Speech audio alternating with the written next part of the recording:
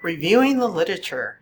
This is a really critical step to assure that you're gaining the absolute best evidence. And it's not only just going to a search engine and finding the literature, but it's also critiquing what you're finding. So as we talk about this, think about asking those critical questions as you're examining what you're looking for. So we've already talked about establishing our topic, and so we're going to really focus the literature review on that practice problem or issue or area for improvement.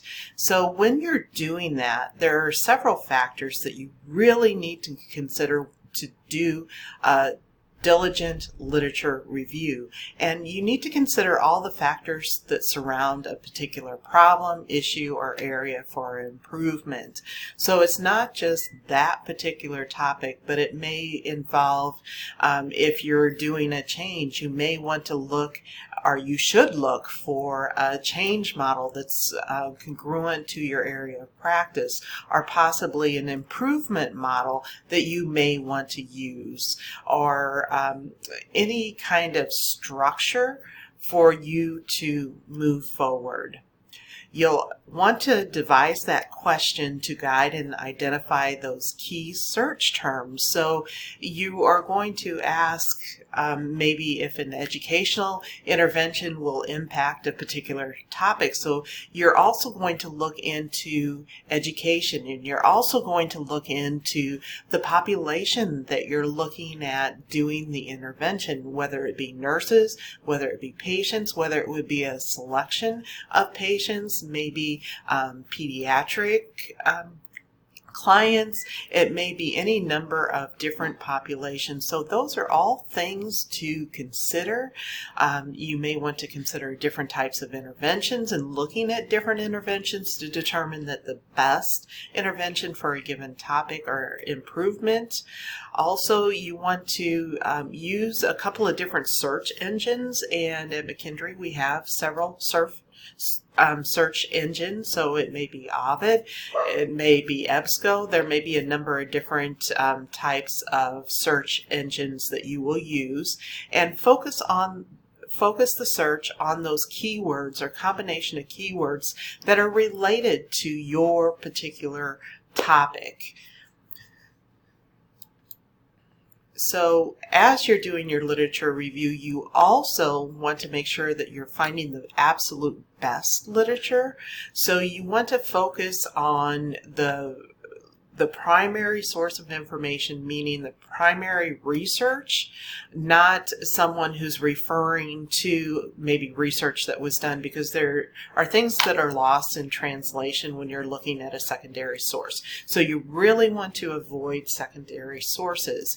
You'll want to look at peer-reviewed materials. You'll want to look at professional journals, and you'll also want to look for the type of studies that were completed and the sample size of those research projects, or for those projects that were evaluated. So you'll want to look at the strength of the information that you are finding.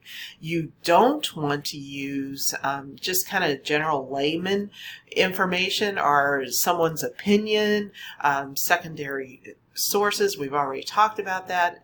Editorials, sometimes you can include that, but that's not your source of literature, because you may consider an expert opinion, but that's not the sole source of your materials. It may add to, but it cannot be the sole source of your evidence. So you want to go for the different levels of evidence, and looking at meta-analysis that include many different research projects or many different studies.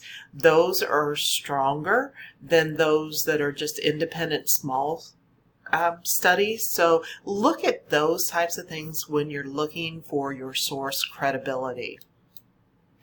Also, read very critically. Examine the articles for clarity. look at that strength, like I was alluding to, the strength of the evidence.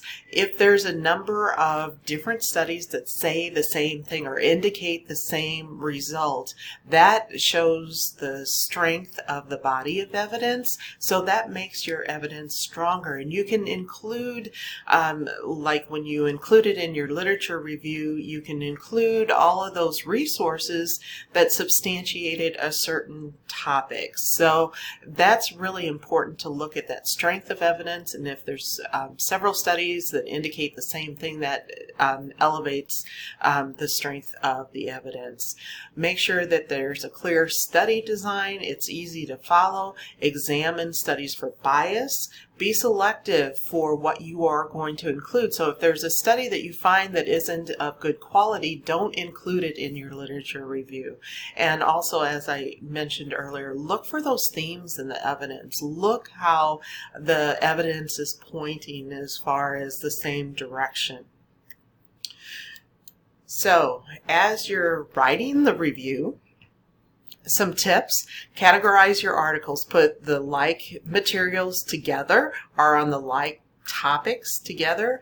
It's very helpful to establish an outline or some sort of diagram and organization to your thoughts so you can systematically include the information so it makes sense, and that you can then analyze the information in your literature review. You'll want to address each component or part of the problem or the issue or the improvement. So again, you want to have a very broad view of your topic. You want to examine the current evidence-based practice surrounding the particular problem, issue, or improvement. So you want to really have a broad examination of what is out there. Always read the entire article. Paraphrase those key points when you include in your literature review, and always cite in text as you're going and build your reference page as you write, because then you'll have everything cited appropriately. It's hard to go back and try to figure out where you had gotten particular information from a particular article, and some folks actually cross-reference their papers with the resources to make sure that they get absolutely everything cited appropriately, and that's very important as well. So overall goals: you want to review the best evidence regarding your topic. You want to make sure that your literature review provides that very strong foundation. Basically, the literature review is your how-to. How are you going to do your project or your research? And it supplies the foundation for you to build your project or your research. The findings really provide you with the expertise on the topic, and you should be building your expertise in your area of focus as you're doing your literature reviews. And then also you can apply your clinical wisdom. When you're examining different evidence-based practices that have been proven, you want to make sure that what you're choosing is appropriate for your practice and your population. So not only do we want to look at what's in the evidence, but we need to look at what will be effective where we practice. So if you have any questions or concerns, please let me know. I look forward to talking with you more about your future topic.